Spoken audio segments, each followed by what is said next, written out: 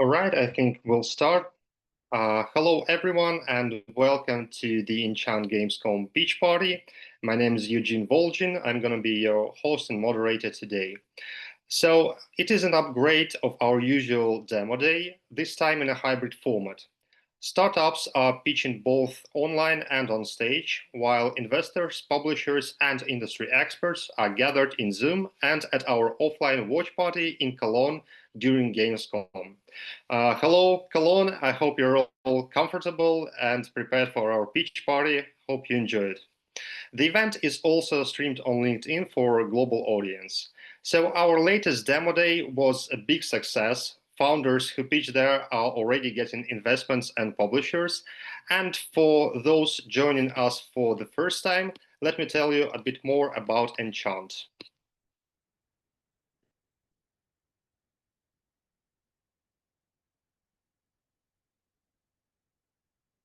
So Enchant is an accelerator, is a global accelerator for gaming and AI startups. We give founders three things that change the game: expertise, resources, and network.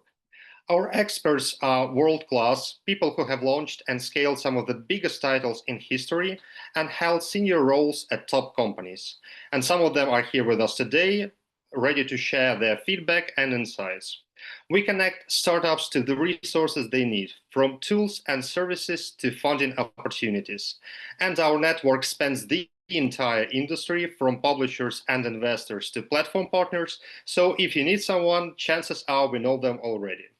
Put together, this drastically boosts a startup's chances of success. And our program itself is equity-free. It's financed either by founders who want to help to keep full ownership, by investors who want to increase the odds of success or test a team before investing, or through an SPV, which I'll explain a bit later.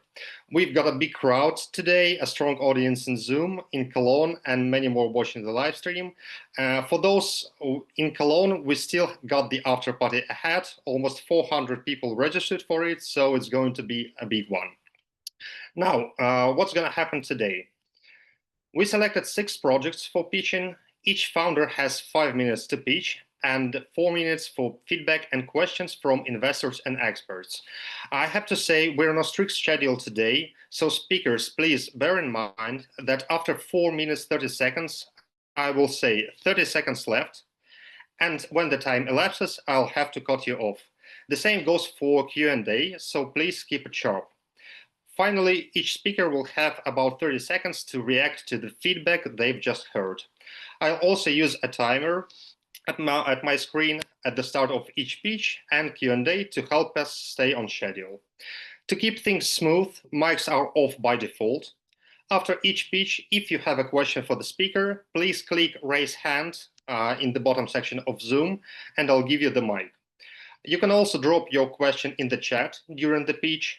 And for our participants in Cologne, if you want to ask a question, please come to the mic in your room. We'll be glad to take your feedback and questions as well. All right, I think that's it. So let's dive in. First project called Bounce, presented by Barak Chamo. Barak, please raise hand so I can find you in the chat.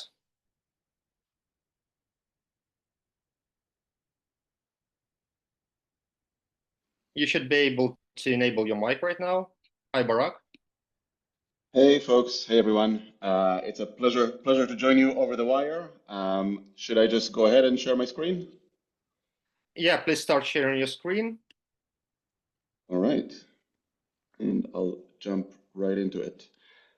Yeah, we can see it. Your 5 minutes start now. Best of luck. Excellent. Well, it's a pleasure to join you today. I'm Barak. I'm the co-founder and CEO of Bounce, the in-game brand marketing platform for UGC games. And you may wonder, why would you need one? Well, if you're a brand marketer or a brand looking to connect with Gen Z and Gen Alpha audiences, so under 24s, most likely you're seeing their attention starting to shift from social media, video to games, where UGC and Roblox in particular lead on both time and growth.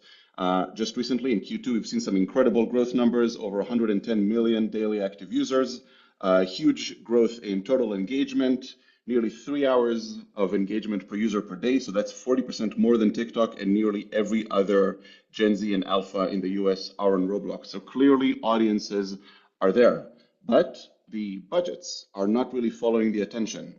We're seeing still 15x higher brand investment into TikTok and similar platforms compared to Roblox per monthly active user, even though when we look at creator collaborations, so influencers on TikTok, partnerships with games on Roblox, Roblox delivers 20 times more engagement minutes per dollar. So why is that? Many reasons. TikTok is a more mature platform. There's a wider range of ages on the platform, but it's also a very painful process to get your brand in a game today. Really, there's only 3 ways to go about it. Either you buy ads, ads are ads, they're scale, but they're pretty shallow. And if you want to reach players where they are in game, there's 2 ways to go about it. You build a brand game that's pretty risky and very expensive, or you partner with an existing game and you get your brand in front of the players where they enjoy and spend time.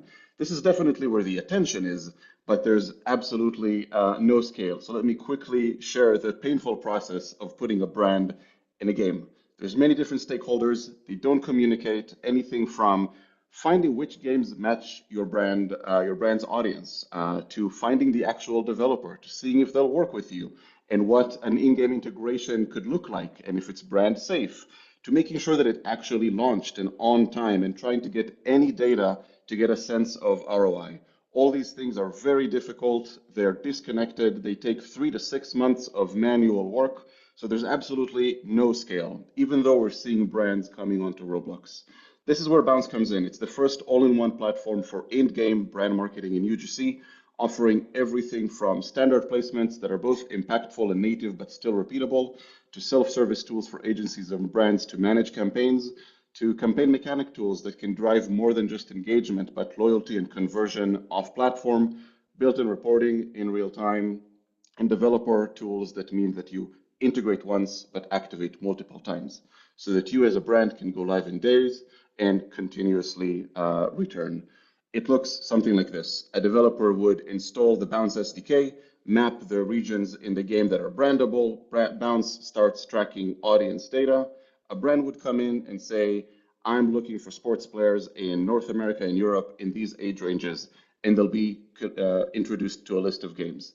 They provide very standard assets that are either automatically or with very low lift brought into games, and you go live. You can do more than just engagement. You can drive conversion with integrated tools to launch quests that turn players into customers, and you can measure all of these things in real time in one place, from reach to engagement to conversion, so that you can activate not only once, but across multiple titles and continuously connect with a gaming audience. We have a very simple business model, 20% on activations and upsells on platform features like analytics and loyalty and brand hubs. And we plan to scale and automation to turn those into MRR. We've worked with some of the biggest agencies and studios and games on Roblox. We're one of only 3 companies that are part of the Roblox loyalty pilot partner program that gives us access to those conversion tools. And we're seeing some of our excellent clients now repeating and even becoming recurring monthly clients of Bounce.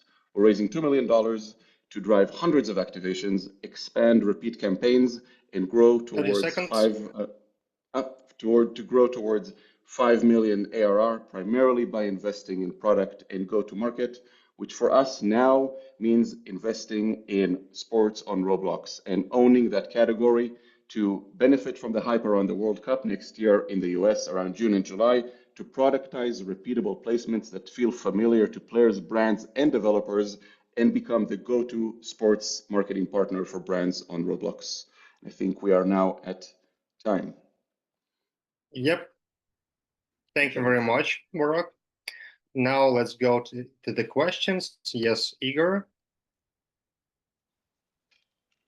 Uh, yes, I would like to add something to the presentation of Barak. Thank you very much. So I would like to add our Enchant perspective on this startup because we already doing our own due diligence on this Bounce platform, and we're really excited about the guys. So basically, we see huge market opportunity. Brand spends tens of billions dollars invest in out-of-home advertisement, product placement, movies, etc. And they spent only like up to 100 million on Roblox. Roblox is top one platform, gaming platform in the world with 380 million MAU. And if your brand is not present, not presented to the new generation there, this is a huge fail, and brands understand it. They want to go there, but as Barak said, current process of cooperating with creators is sheer pain.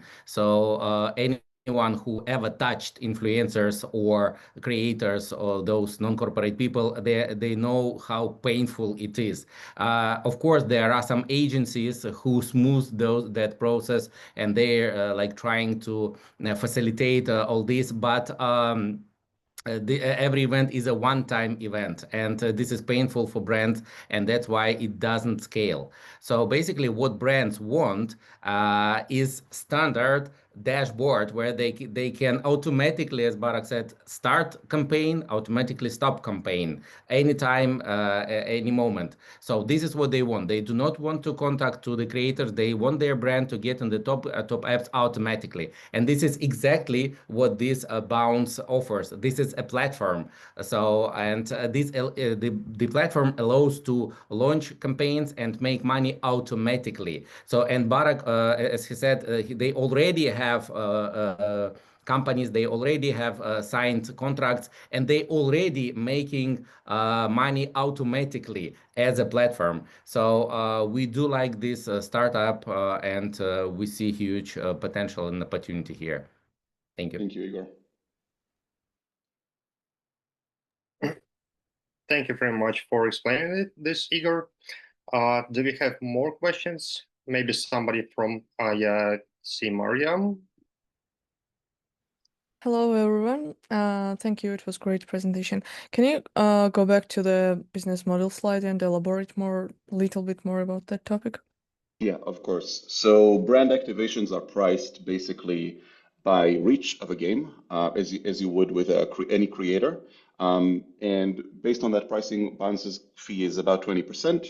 But there's a lot more that Bounce provides when it comes to advanced analytics, anything that has to do with conversion, so marketing integrations to turn players into customers, and what we call brand hubs, which is essentially an in-game landing page for brands. So all of the infrastructure around the activation is essentially an upsell opportunity. So there's the base fee that we charge on activations, and then all of the upsells, features that we already offer today, and things that are also in development.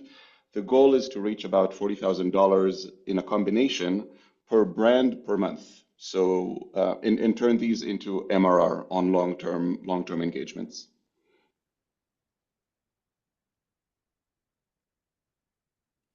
Mariam, does this answer your question? Yeah, absolutely. Thank you. Awesome, thanks. Any other questions or feedback?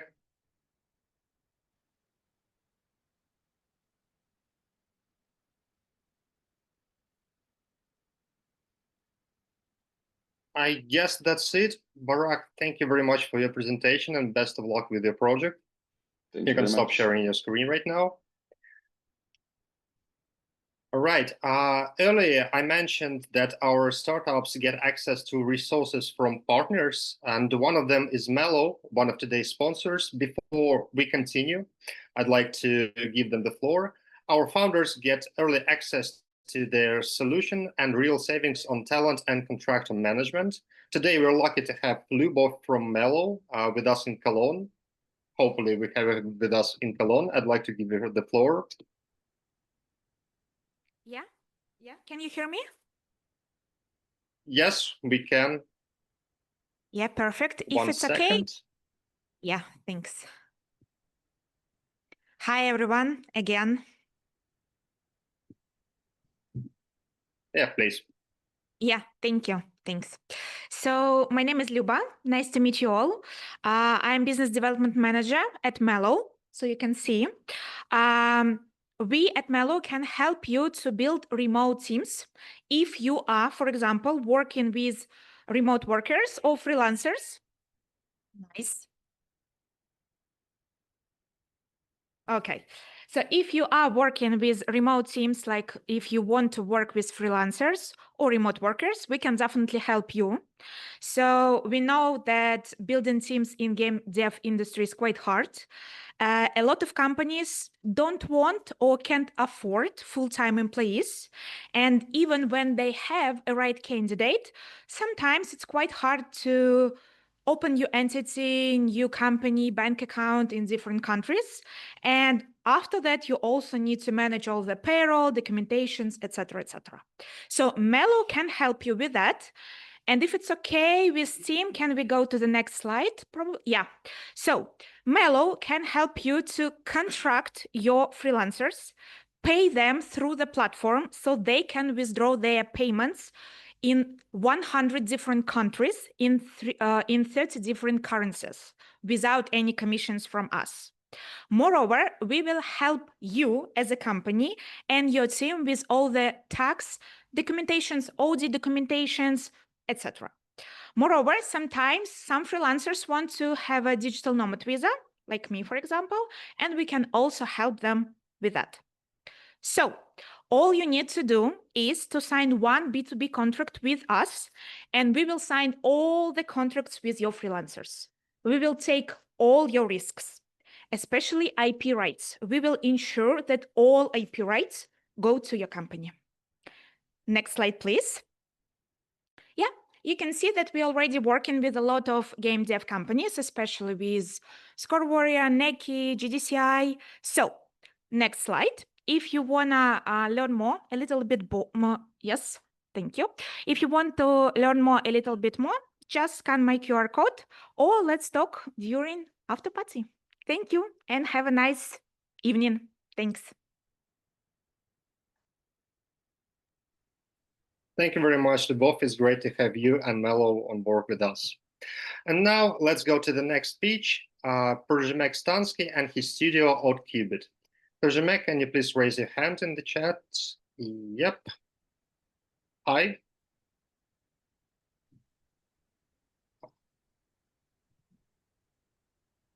We can't hear you. Okay, now? Okay, now? Okay, yes, now? yes, yes.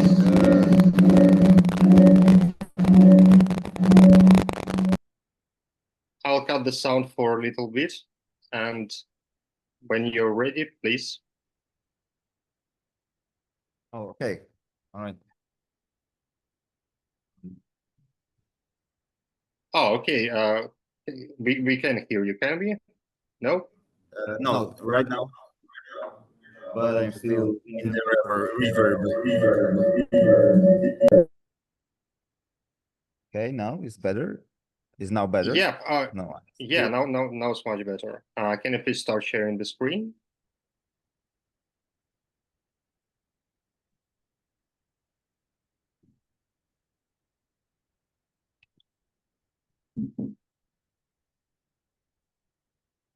Yep, we can see it. If you're ready, your 5 minutes start now.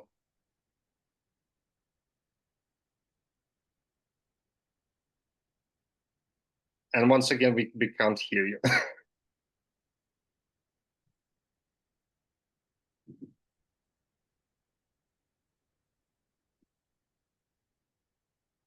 Okay, now I suppose this is working right now, right? Or no? Yes? Yep, Okay. yep, this is working, yeah. Okay, so let's start again. My name is Przemysław Stański, founder and CEO of OutCubit. I'm a second-time founder. I had a video production company and I wrote and directed dozens of short films and commercials. I even won some awards. But I always wanted to make video games. So I learned to code, raised some money, and over the years, I gathered a team of equally motivated people. Together with Jimmy Black, my co-founder, we make a good leadership team. He's an industry veteran with several AA titles shipped. He's a designer and number cruncher, focused on tight gameplay loops, deliverable scopes, and market research. We are cost-effective, fully remote studio with a core team of 7 and lots of fantastic interns.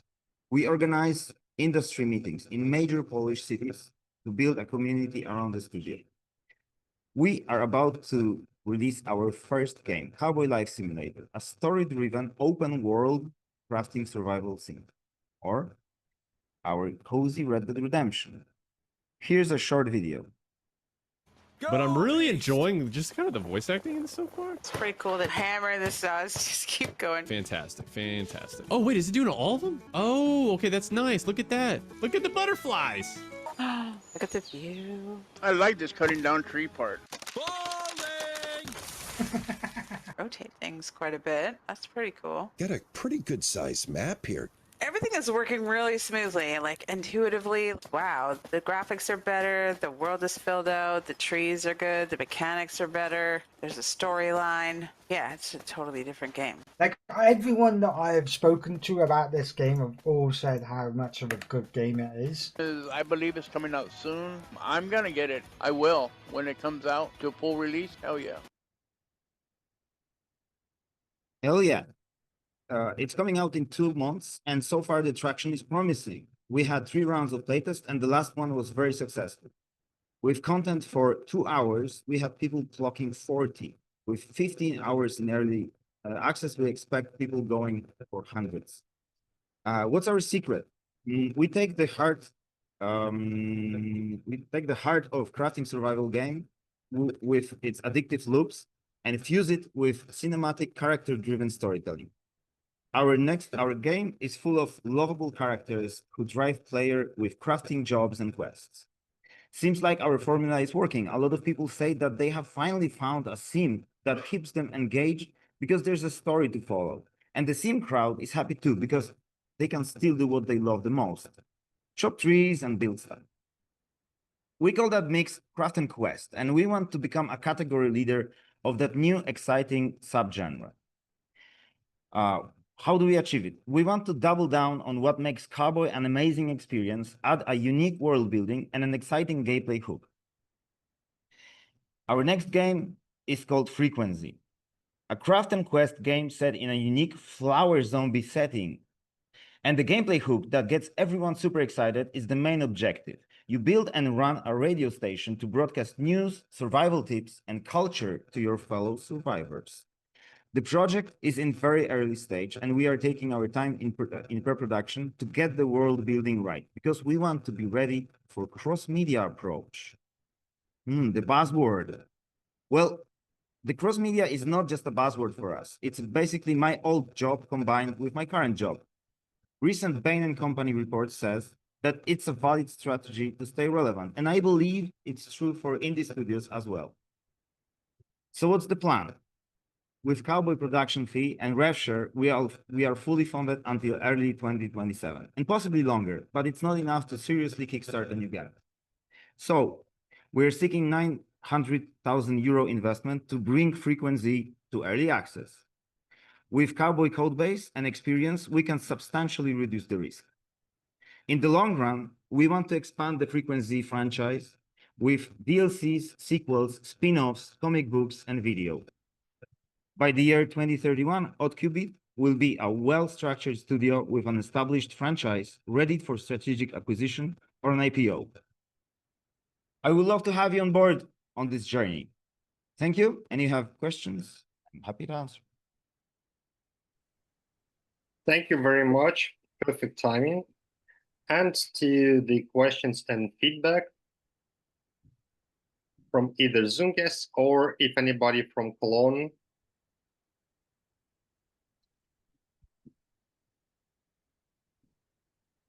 People also can hear you. Hey guys, Yar from Balding Publishing. So we are publishing indie games and we are also a fund. So it's a rather quick question. So I've noticed that you are going to release an EA and in like rather like long future, so 2029. So don't you afraid that to date market will change, you know, because every year many young people just kind of coming to the market and then shifting the whole thing right now. So last year it was different story. Like 2 years ago, another different story, and then PC gaming can change. So what do you think about that? Well, I think that some genres will just stick. Like you have the first-person shooter, you have the crafting game, the survival game that is, I believe it's gonna stick for a long time, and more and more people are coming to the single player experience of PC, of console with story. Like the young audiences are moving from mobile to PC, and I believe we can cater to them, basically. Thank you.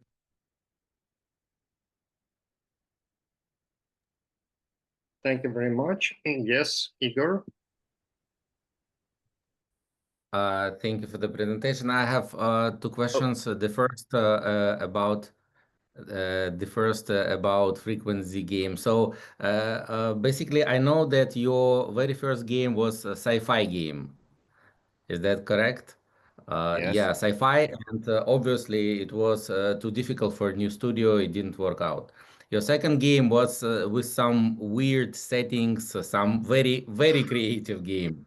And again, it didn't work out as far as I know. Then you partnered with Rock Game, and looks like they suggested you do some good game for wide audience with very clear, understandable settings, with popular crafting mechanics, and you have very solid amount of wish lists, and obviously it will work and it will generate some revenue for you. But then after this very reasonable and I hope it will be a successful game for you, you go back to some really punk game with this zombie and very interesting and creative topic. So I would like you to elaborate a little bit about frequency and the risk is whether will not you go back to these weird creative games, will you keep doing profitable games? This is first. And second, of course, you're repeating about cross media. This is reasonable, but and you have very good example like CD Projekt. They have Witcher, they have Cyberpunk, and they have amazing this cross media products. But Witcher was successful IP before CD Projekt. So they have acquired this IP. It was a books, very successful book series. Cyberpunk was successful IP before CD Projekt Red. It was tabletop and the settings very, very successful. So what makes you think, and without the strong IP, cross media will not work. So what makes you think that you can build this strong IP based on the game as strong enough to capture the attention of the audience on the other platforms? Thank you. Okay, so the first question was to elaborate on the frequency and if that's not the risky move. So yes, Cowboy is like we kind of inherited the project with the wish lists and we changed it a lot. And right now is, you know, it's a completely different game and we poured so much of our skill and heart in that and it became what it is right now. So I believe that we can do it the second time and we need that universe we're creating to be a unique one because Cowboy is it's basically a western.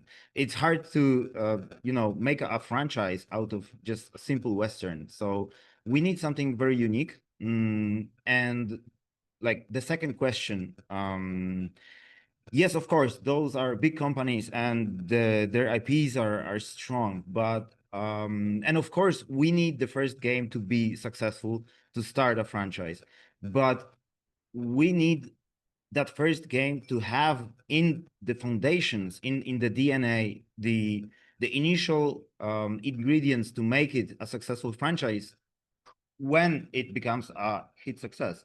So we need to think about it right now. That's why we're taking time in pre-production. And yeah, I think that's it. Thank you. We have one last question from Cologne. So yeah, no, I know we're out of time. So just really quickly, I wanted to make a comment. I first saw your game at Digital Dragons last year, and it's made a lot of progress since then. So kudos. So I think that sort of progress is something to keep in mind as you consider the opportunity. So that was just that comment. Thank you. Thank you very much. Yeah, thank you very much for the comment.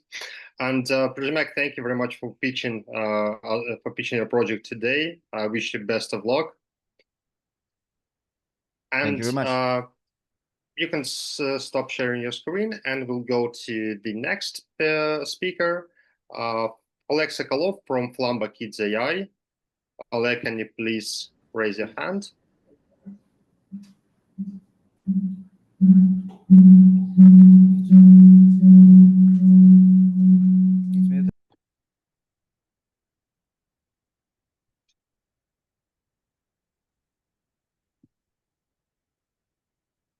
Oleg, I don't see your hand.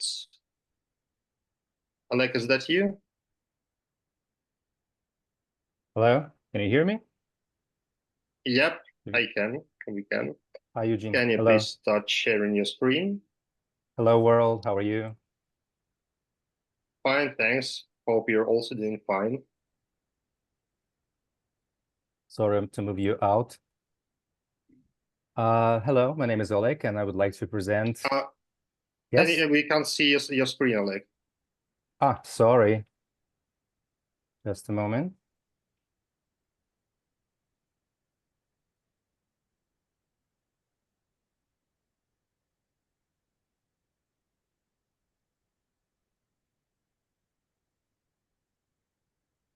All right, I think it's starting. Yep, now we can. Are you ready? Yeah, I need to move this thing out. Oops. Yep. Okay, your 5 minutes start now. Best of luck. Oops. Thank you. Hello, everyone. I would like to present Flamba AI for the kids why. Oops, just a moment. I don't know how to take this out. Okay. Our team has solid experience working in international companies. Busy parents can't keep up with endless whys. The pain. Kids have no safe tool for spontaneous questions. Curious kids stuck with adult tools like ChatGPT. Today's tools block spontaneity, leaving kids without curiosity and critical thinking. Cartoons and games. Oops. Sorry. What is this?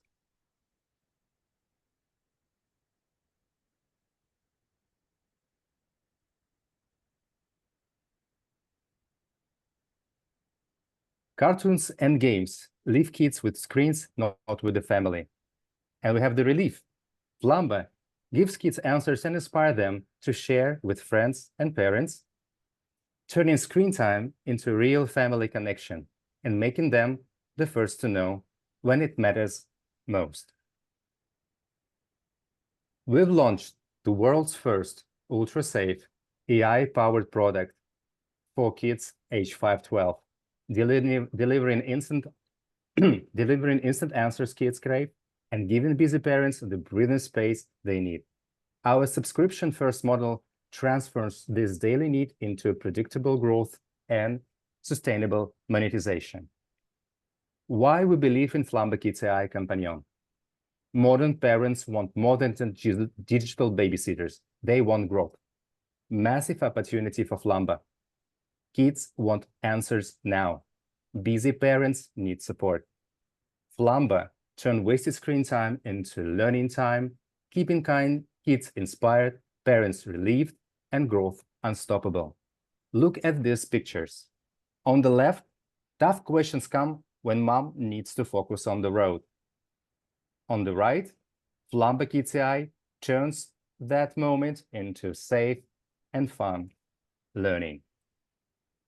Our indirect competitors in the battle for the screen time All below compete with screen time, but non-deliver real-time, ultra-safe, AI-powered learning. This is Flamba opportunity. Creating the category leader in the ultra-safe for kids. Current status. Our passionate team built and launched a working product with its own resources. We need acceleration to gain first metrics and sharpen our go-to-market strategy. After 3-6 months acceleration, we'll be investing ready. We will raise $2 million. Flamba vision. We are building the future category leader in ultra-safe creative AI for kids, tapping into massive global demand in a market with no real players. Behind it, a founding team driven by burning passion and strong belief in our mission. Thank you for your attention. Thank you very much, Oleg. Perfect timing. We have first question from Faisal. Just a moment. Let me stop sharing the screen. Just a moment. You don't have to do it now. Maybe while the experts and investors will ask questions, maybe they'll need the presentation. So leave it there for a while. Sure. Thanks. Yes, Faisal. Yeah, Oleg, thanks for the presentation. All right. Can you quickly explain like how this app actually works and what's kind of the business model here we have? Because these two things would be quite an important thing for everyone to know. Yeah, so sure. can you quickly just explain? So this is Flamba Kids AI, and it's powered by OpenAI technologies. It's a work on OpenAI, Flask, Firebase, and app stores. And the model is subscription. Did I answer your question?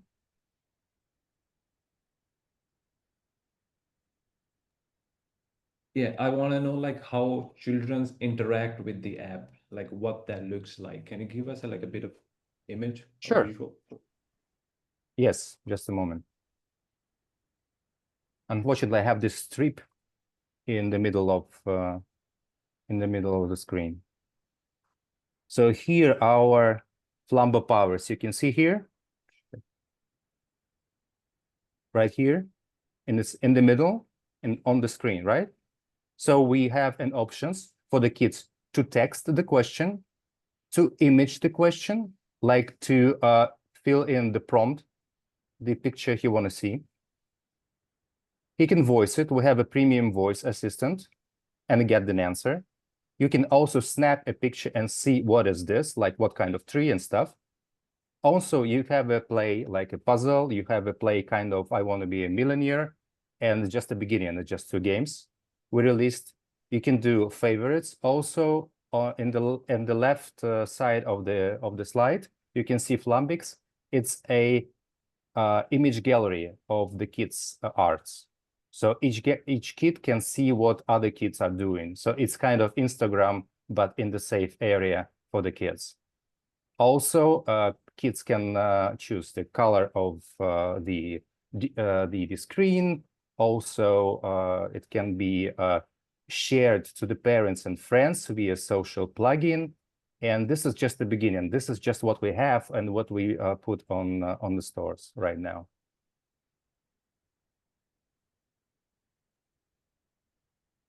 All right. And of course, Any more? and of course, it's operate via the parent control. Okay, so in both in Google Play, in Apple Store, we have a certain layers of security and our own prompt. So it's filter the questions. For example, if you ask, show me the dolphin eating aqualungist, it will not gonna work. Or any root questions or any pics which are inappropriate for kids.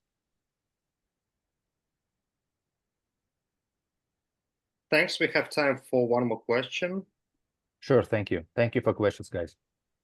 We are so passionate about our product. Yes, Igor? Thank you for the presentation. Two very short questions. Question number one, how do you ensure this super safe experience? So you say you're based on OpenAI technology, that means ChatGPT. So how do you ensure the super safe experience? And second, as you remember, recently, many startups, like last year, last couple half of a year, many startups appeared based on OpenAI technology, but focused on the students and teachers. They were creating specific tutors, GPT tutors, and now, during the last months, ChatGPT, OpenAI announced, and the other LLMs announced this specific teacher mode. So what if ChatGPT and OpenAI will announce some kid mode? So how will you protect your product? Thank you. Okay, as far as I understand, I have almost like 20 years of experience in the marketing and in the risk management. I see that the big giants, they will be more oriented on B2B. So they are selling APIs. They are not making their own. It's a big risk for the big companies to deal with the kids' applications. That's my strong belief. And if, for example, Grok will release the kids AI, then let me give you an example. Let's imagine like 15 years ago, it was the first mobile game on the market, and people are getting investors, and investors ask them, so this is the game, this is a mobile game. They do shooters. How many shooters right now we have? So basically, thank you very much for questions. We are very consistent to grow our product. And regarding the safety, we have a double filters, streets access, parent control, and kids-only topics. So we tested already heavily, and of course, with the big support from Google and from Apple. So my technical colleague Rom, he can answer all these questions during our small talk with Enchant and the potential investor. We have everything on the plate. There is nothing to hide. And also, what I may say about the learning and about the learning and tutors applications, we are not competing with them. We are fighting for the screen time, for the 30 minutes per day, let's say. We are for spontaneous questions. What if? What it makes for? What rainbow makes of? Why the stone goes down, not up when I throw it? So every spontaneous questions, like, for example, you as a busy parent, this is our unique proposition. We are how to say it in English? We are looking for the busy parents as our actually target audience. So you need to do laundry. You're busy. You want to meet your friends. Your child keep asking questions. Okay, so this is the kind of a substitution of the Paw Patrol, of another 13 minutes watching the same episode. So we are educating people, we're educating kids non-stop while the parents have a small breath. They can do the laundry, they can cook some food, they can do safe driving and stuff like that. I hope I answered the question. Thank you. Yeah, awesome. Thank you very much, Oleg, for answering the questions and for pitching your project today. I wish you best of luck with it. You can stop sharing your screen right now. Thank you for organizing it. Thank you very much. I have to find how to do it. Can you do it from your side? Sorry, but it's just the Zoom is, they have lots of work to do. Oh, can you hear me? I have another question for you. You just said you wanted to, like, from what I understood, you want to replace the human connection and like the human parenthood, which is like crucial to children, with AI.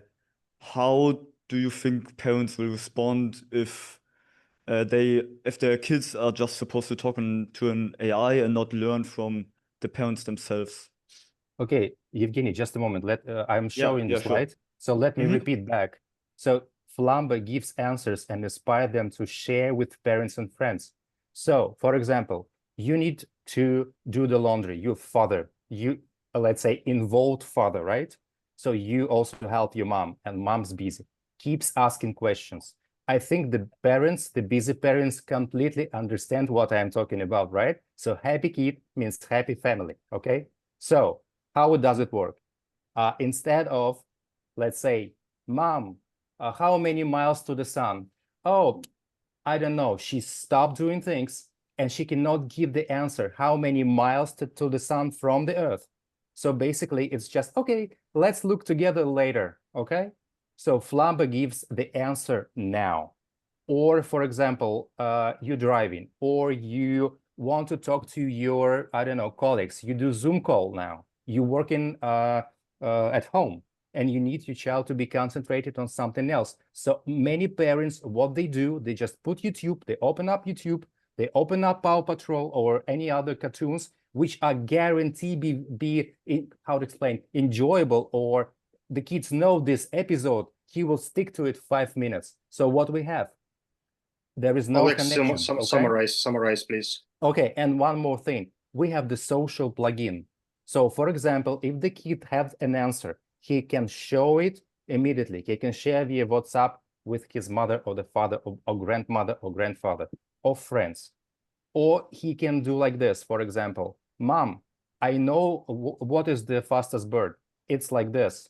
Do you know that? Okay, let's also send this information to our dad. He will be happy that you know it. So this is the family interaction. I hope that I make it clear. So we are not substitution with elastic plastic something. We are not giving the kid the tablet or smartphone just to say by himself. This is and it is even start. So we do it out with our own resources with no investment. So when we have investments, we have so many ideas how actually to involve parents. But which is important. I have to cut you. Sorry, Oleg. Okay. I have to cut you there. But I hope I answered the question. Yeah, you kind of did. Thank you. You're welcome. Thank you very much, Oleg. Best of luck with the project. Thank you. All right. Earlier, I mentioned that our acceleration program can be funded either by founders or by investors or through an SPV. So let me explain what it means. Sometimes promising projects don't have the resources to pay for acceleration. They have plenty of energy, and what matters most is to channel it in the right direction with the help of our experts, resources, and network. In these cases, founders are ready to give equity. And that's where our SPV model comes in. We accelerate such projects at no cost to the founders. An SPV, a special purpose vehicle, funded and owned by investors, covers the acceleration and receives equity in return. Startups gain access to resources and hand-on support, while the SPV receives equity valued far beyond its contribution, plus the right to join future rounds of our best graduates. Most importantly, when a startup is backed not by a single investor, but by an entire ecosystem, its chances of success grow dramatically. Through this model, you can help not only the startups pitching today, but also others from our pipeline and become part of what they are building. The SPV is capped at $3 million with a minimum ticket size of 50 grand. And we already have commitments from some of the investors here with us today. And let's go to the next speaker. Next up is David Jimenez and his Too Awesome Studio. David, can you please raise a hand?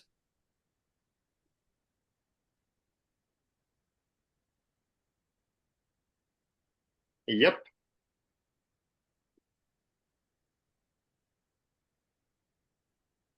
I asked you to turn on the mic. You should be able to do it now. But I'm in Cologne. Can you hear me from the microphone here? Oh, yeah, sure. Yeah. Can you please start sharing the presentation? Just a second.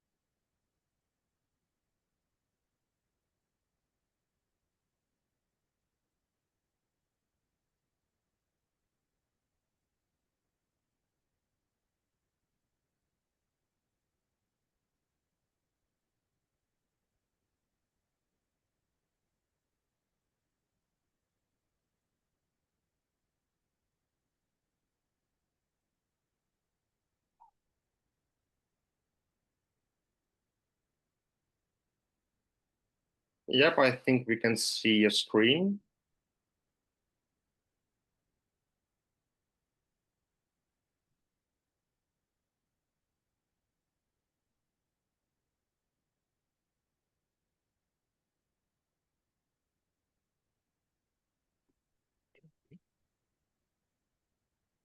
All right. Can you see my screen? Yes, we can. Are you ready? Are you ready? Yes. Let's start. Let's start. Break a leg. All right. Hi, I'm David Jimenez, co-founder of Two Awesome Studio. We are a 30-person team from sunny Barcelona, led by two former space engineers. And we believe that great game IPs can grow into multi-million-dollar transmedia franchises. So we are looking for investors to help us scale our IPs into that vision. We have a stellar team and growth. Both co-founders, myself and Alejandro Santiago here in the audience, we come from the European Space Agency, where we were leading multi-million euro projects that actually were flying into space. And then we decided to take that managerial and technical expertise and left the space industry to build original IPs, not just games, and universes that scale. We are a 30-person team in Barcelona, as I said. We are fully self-funded. We have worked on more than 30 games. We have a team with a proven track record. We have worked with several different partners of high pedigree, like Nintendo, Xbox. We have worked with Games Workshop. We've done with the Warhammer franchise, many different publishers, as you can see here on the screen, both in our own games and also helping them deliver their own games over the years. So what's our fair advantage? What's our strategy? We create sustainable IP by developing several games within the same IP. This allows us to reuse mechanics, code base, leverage existing player bases, reduce technology risk, and market risk as well, because we can cross-pollinate audiences and move player bases from one game to the next. It allows us to cross-promote titles as well, and it has the advantage of whenever we release one game in one of the IPs, all the back catalog in that IP tends to sell better as well. It's a scalable, lower risk model because we have the tools, we have the technology to create games in that IP. So this is our feature roadmap, and it's, as you can see, all about scaling our existing IPs. We are launching the next game in a different IP as I presented in the previous slide on 2026, Altered Alma. And in 2027, we want to develop another game in the Axolotl IP, Axolotl Wars, which will be a top-down shooter RPG with creature collection mechanics. Think Pokemon meets Zelda. And in 2028, we are doing an open world RPG in the world of Altered Alma, our IP, with the idea of bringing 1/3 IP completely different from these two into the mix in the next 5 years. So we have an investment proposal for you. We are scaling our teams in order to expand our franchises that are already working, as I will explain later, and grow them into multi-million-dollar transmedia franchises. We will develop and publish our next games thanks to that, and we are raising 2.5 million in equity investment to allow us to do this.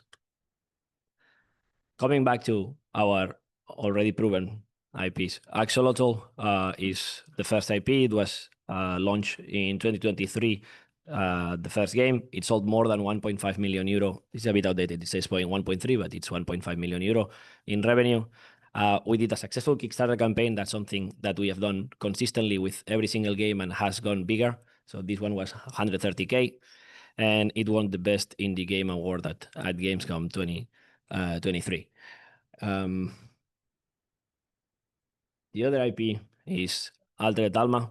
We are launching the first game in this IP next year in Q1 2026. It's a Metroidvania set in neo-modernist Barcelona, the city where we are coming from. It's written by industry legend Anthony Johnston, and he's the big image of the narrative. He's best known for Resident Evil, Dead Space, and Shadow of Mordor. At the moment, the game is sitting at a bit more than 110K wishlist. I think it's closing at 120 now with Gamescom. And we also did a Kickstarter for this one of 260K with more than 5,000 backers. So we believe that this game will do really, really well, and we're expecting revenue on the ballpark of 5 million euro lifetime. So we think there is a big opportunity for these two franchises, and that's where we want to be with the next games in this IP. So Axolotl Wars, as I said, will be the continuation of Axolotl, not as a sequel, but a spin-off. And Project Restitution will be an open world RPG in the setting of Altered Alma. So let's build the next billion-dollar franchise together. Thank you very much.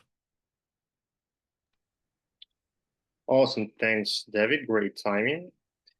I see a question from Igor. Yeah, very short question. Really nice studio, amazing portfolio, and your Kickstarter campaigns, they show real genuine interest of community to your games. And Barcelona, very nice game dev hub. So you're located amazingly. So my question is, I see you release your games on many PC and console platforms. Do you have plans to expand your games and products on mobile? Thank you.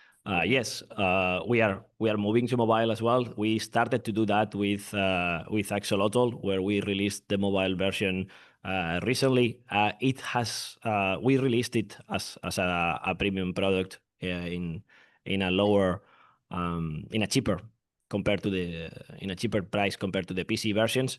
But in the future, our idea is not to do that anymore, because we think the best strategy is to create games that are directly tailored for mobile, because the market is different. It works better as a free-to-play mobile type of business model. So yes, we plan to make games in these IPs for mobile, but the idea is to make them tailored for mobile instead of just porting them over. Thanks. Do we have more questions? Maybe somebody from Cologne?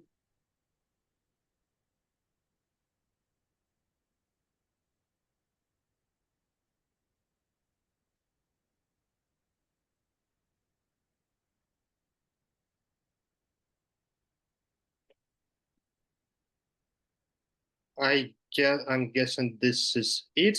Right, David, thank you very much for your presentation. Best of luck with your project. Thank you. So also, let me shortly highlight two more of our partners of the Enchant Accelerator.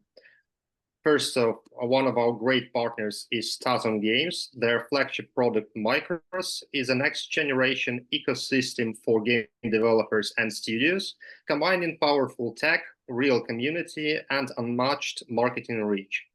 Whether you're launching your first indie title or scaling your studio, Micros provides tools that drive discovery, retention, and revenue from analytics and marketing to activations, influencer campaigns, and beyond.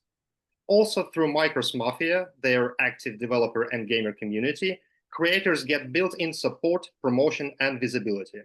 And at Tatum Tech, their in-person and digital activations bring games directly to thousands of creators while building long-term impact in underrepresented communities. When you're in the Micros ecosystem, your game doesn't just launch, it lives. And second of all, GDCY, our partners who organize regular authentic networking events and collaborate with businesses and events to provide special offers and discounts for Cyprus game dev community. We would like to announce their next great event for game dev founders in an unusual location with insightful sessions about doing business in turbulent times. As you all know, great gaming IPs are aged like a good wine. So this year, GDCY is gathering the best industry professionals at one of the amazing Cyprus winery to discuss how to grow their games in 2026 and beyond. Come to Daffermore Winery on October 3rd. All right, and let's go to our next speech, presented by Dmitry Generalov, Mad Boys. Dmitry, yes, I can see a hand, thank you. You should be able to speak now. Okay, hello everyone.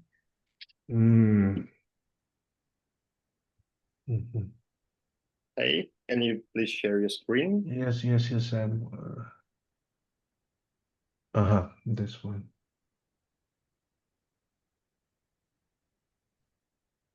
You see it? Yeah, we can see it. Are you ready? 1 second.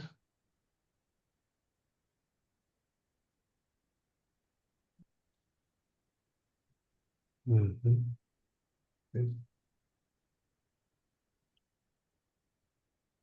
Mhm. Okay, here we are. Yes, I'm ready. Awesome. Awesome. Best of luck. Hello, everyone. My name is Dmitry Generlov, the founder of the Game Gate, and today I present to you our new game, Mad Boys. It's a free-to-play mobile game. We are building an AI-driven roguelite. Players fight through dungeon runs, and between runs, they return to a medieval kingdom that changes with their actions. In this world, hundreds of heroes live their own lives. Players choose their favorites and follow their stories. Our AI system ties everything into one continuous saga, making the game endlessly replayable and impossible to copy. Um, Few words about myself. I've been in tech and digital for more than 15 years. I founded a global platform for finding and sharing digital content, serving over 500,000 daily active users across tier one regions like the US and Europe. I built one of the first pay-per-click systems, generating 11 million daily clicks, later acquired by WebMoney, fintech corporation, launched several fintech and IT companies managing millions in revenue. I've also personally invested over $3 million into gaming, including our previous sandbox RPG, Warsmiths. And a year ago, we ran market test to validate Mad Boys. In 3 months, June to August 2024, the game reached 50,000 downloads across Kazakhstan, Australia, and Germany. And we stopped the test. Dino, sorry, so sorry. We are seeing just one slide? Is that correct? Excuse me, I just forget to scroll it. Okay, please Thank continue. you very much. Thank you very much. It's how the game looks like right now, and it's my biography and the team, managers, and about 20 people. Okay, core metrics. Retention, day 1 equals 35%, day 7 equals 21%, day 30, 12%. CPI, 30 cents in Australia and 10 cents in Kazakhstan. Conversion, 4%, with CPA at $7.50 in Australia and $2.50 in Kazakhstan. ARPPU, about $35, revenue split 70% in-apps and 30% ads. Playtime is about 24 minutes per session and 2.5 sessions per day. Based on this traction, we doubled down. We polished the prototype, integrated our AI event system, and built a scalable monetization model with subscriptions, season passes, and in-apps. In short, the core loop is already sticky. Now we're building the next step, a roguelite expanded with city building, social sandbox of heroes, and AI-driven retention. Let's talk about the market. On one side, we have polished mobile roguelites like Hades Archero, massive downloads, strong monetization, but shallow and skewed to a younger audience. On the other side, indie hits like Vampire Survivors, for example, proved how addictive the roguelite loop can be, chaotic, exciting, and highly replayable. That's the gameplay we love, but the mobile trend has been to simplify further, chasing broad installs. It works, but leaves out women and older players who want characters, stories, progression, and a smoother gameplay experience that doesn't punish slow reflexes. That's the main thing.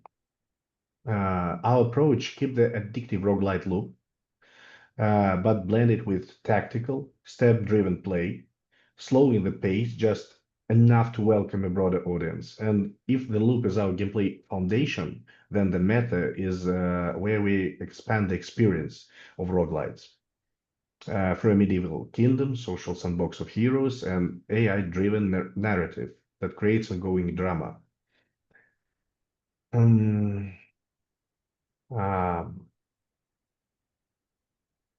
for example, at Mad Boys, everything we do is about retention. The main idea is retention, of course. In free-to-play, the hardest part isn't installs. It's keeping players 30 engaged for seconds. years. Content burns out faster than it can be produced. Our answer is AI-driven generative systems. Every round fuels a medieval kingdom where the heroes evolve like characters, and a TV series with shocking openings, dramatic twists, and cliffhanger endings on a timer. And just like entertainment, this living series supports a hybrid model of monetization with subscription. Okay, we are raising $500,000 for Polish optimization launch. We have different options, and we are ready for soft launch, and everything is ready. AI loop and core system are in place, and we have a strong UA team and first mover advantage. And thank you, finally, thank you to Enchant for supporting this presentation. We are also looking forward to continuing with you in the accelerator. Thank you very much. Thank It's about you, Dmitry. Thank you for the presentation and for being with us. Let's go to the questions and feedback. Yes. Any question about our roguelite free-to-play meta with a meta game with a big kingdom and living heroes? Not sure we have somebody from Cologne. Don't see. Yeah, I can see Faisal. I hope you will ask any question, yes. Yeah, thanks for the presentation. I saw in one of the slides, you guys are not using any MMP. It's like AppsFlyer or something. In one of the slides. So how you guys are calculating all those ARPDAUs and everything? It's manual calculation for now? No. It's Firebase. We didn't use AppsFlyer or Adjust at the time of our tests. That's why there are a lot of bots in traffic. I think their unit economy can be we can get much higher numbers in our retention, for examples. That was the problem of the initial tests. Yes, we didn't use AppsFlyer or Adjust, just Firebase to count all these stats. And it was cheap traffic. It was not quite quality traffic. It was like average. Something like average. Now, after 1 year of polishing the game, adding a lot of everything inside of it, of course, we are starting new tests in the September, and of course, we hope we will get much higher numbers. But the numbers we got a year ago, it also was good for us to have passion for that project. And in terms of the AI which is powering this game, what we're using in the backend and like how we're doing it, what makes it kind of how we use AI? Yes, it's not a gimmick. It's our AI model is fundamentally different. We have a persistent memory for everything what happens with the hero. It integrated with game objects, inventory, all loops and logic of the game with all rewards and progression. Everything is tied to AI events. It's also connected with timers, visuals, serialized arcs of heroes. It's a complex decision. It's not like making a new content, just speaking with a chatbot or something like that. It's a completely new decision how to use AI in games for making retention on a new level. And we made it for 2 years already to iterate and understand how it works good. I mean, it's not just connection with ChatGPT and that's all, with some filters. Of course, no. It's something you cannot experience in any chatbot because everything is connected. All heroes live like in small Westworld, like a Westworld series community. They are afraid of dying, and all their targets, all their actions is maintained by the core loops of the game. You should see it to understand how it works, for example. But the stickiness to the game, to understand how the story with 30 your seconds. favorite character ends, you will return to the game. It's just to make not like a gimmick, but to extend retention. That's how it works for us. Like this. It costs us. Oh, okay, that's all. All right, that is it. Dmitry, thank you very much for your presentation. Wish you best of luck with the project. You can stop sharing your screen now. And the last but not least is Nazim Adakli from Demoday Games. Yep, I can see your hand, Nazim. Hi. Hello there. We can hear you. Awesome.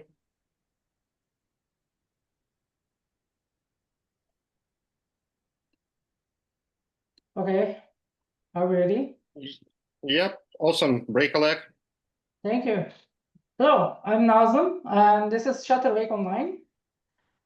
Something we see very often in the games industry is that there is a tech hype, and that typically doesn't lead to a unique player experience. So what if instead of chasing concepts with no clear audience, we asked ourselves, we use AI to revolutionize an experience with a large existing community? D&D is a great avenue for this. Tabletop D&D is sort of grounded on open-endedness and imaginary freedom of language.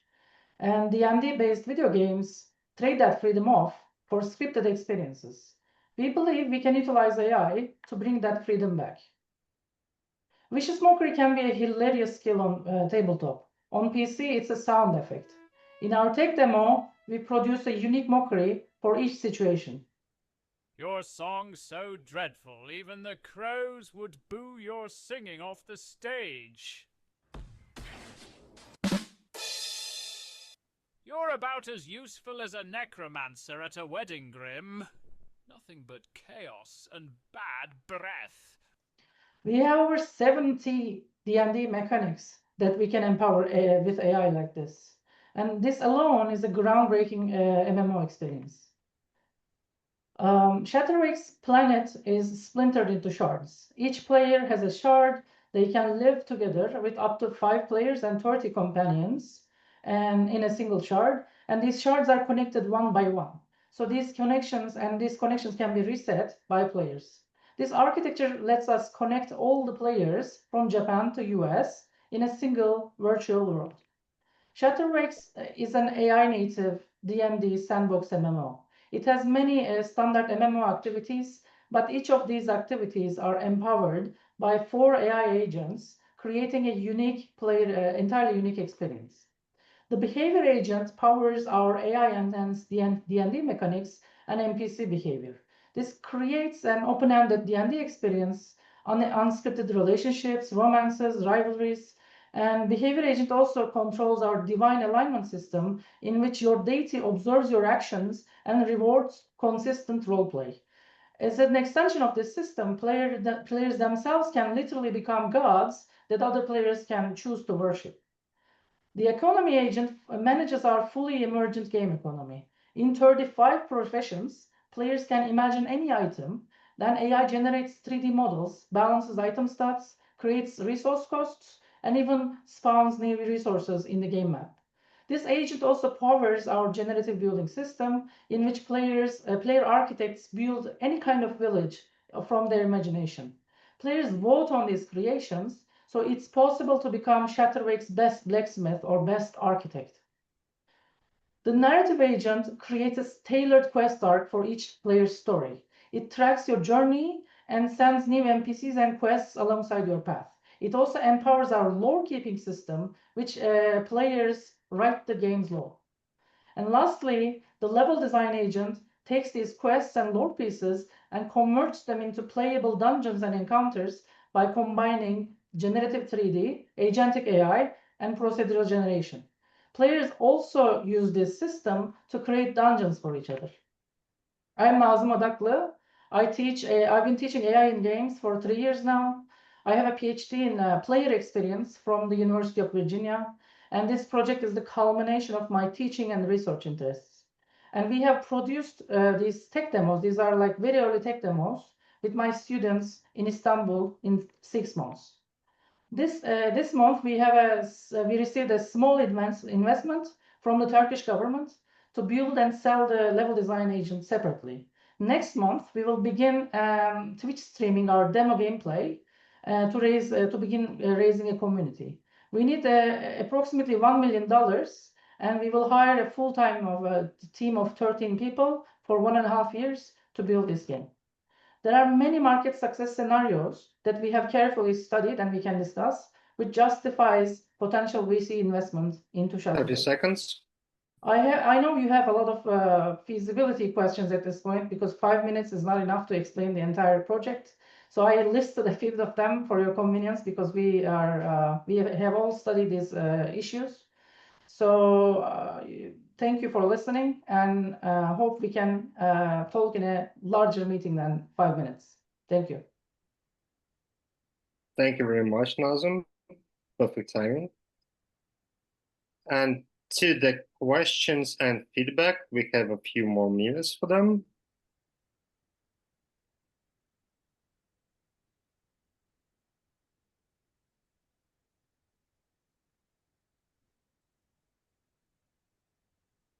Yes, Faisal, please. Hey, Nazım. Hey. Thanks for the presentation. So yeah, I mean, it's similar to previous pitch. I'm gonna ask something around AI because this is like the main thing of these games. So here you mentioned like your AI is going to do a bunch of different things. Is there kind of any priority? And one more thing I want to ask with the AI is every player is different. And is there any sort of personalization being done in terms of each user getting experience of their liking? So yeah, these were kind of like my questions around how you actually using AI to make the kind of like special. Yeah, thank you. So as I said, we have like 4 agents, and each of them does specific things for essentially powers specific features for the game, and these features themselves are world first features for an MMO, right? So in no MMO there is an emergent like game economy. Even like I'm a long time player of EVE Online, and that game has like player driven economy, but all the items are designed by game designers, right? So we are kind of offloading that resource cost and balance and recipe creation to our economy agent, so that players can create their own worlds. They can make their own items. They can make their own swords. And then we will be sharing these game assets, which are like player created assets and villages and so on and so forth, with our shard architecture, right? So whenever you load a shard, a neighboring shard, the entire asset set with it will load into your client. So it's sort of like a Roblox-like distribution. And we have like behavior agents or narrative agent, for example. You enter the game, like Baldur's Gate 3, for example, you choose a background, you can write it, you can generate it. And then when you enter the game, the narrative agent, even from the beginning, knows your background and creates a quest line for your background, for your preferences. And then it tracks your journey and it creates new quests for you. And what's beautiful about this is we can kind of execute on these quests because we have the level design agent, right? So the level design agent creates entire levels from like imagination, and that's our strongest product because like whatever prompt you give, you can get a level accordingly because we have like 3D model generation now. We have an agentic AI that's an intelligence that can coordinate all this level design, right? So we have all these separate pieces coming together kind of in an orchestration masterfully to create a very unique gaming experience that's never been possible before. Thank you very much. Dmitry, only if very short question, please. We can't hear you. I asked you to enable mic. Nazim, short question. In procedurally generated words, there is an often sense of emptiness, yes, with nothing meaningful to do. From a game design perspective, how is all that space usually populated or filled with some drama or some narrative? How you fight with this emptiness? Yeah, this is a very good question because I played like No Man's Sky for 50 Yes, hours. yes. And the biggest issue is like you go everywhere and everywhere is new. And if everywhere is new, nowhere is new, right? So there needs to be some sort of meaning. And this is how our AI like narrative agents and level design agents comes into play. Your island is procedural generated, but your town, that's you, right? And then you visit your neighboring island, and then that's his town, and that's that player's companions that you can interact with, and they can even create a dungeon for you. So we are kind of like coming into a position of distribution dungeon mastering. Basically, this has been like DMing is happening on tabletop, but then now people can DM in our game, right? And then when you go into levels, yes, levels use procedural generation, but all those levels are crafted from with instructions from narrative designer, which generates a quest line for you, specifically for you, to matter, to be important, specifically for your own journey. So that's how this is not merely procedural generation, right?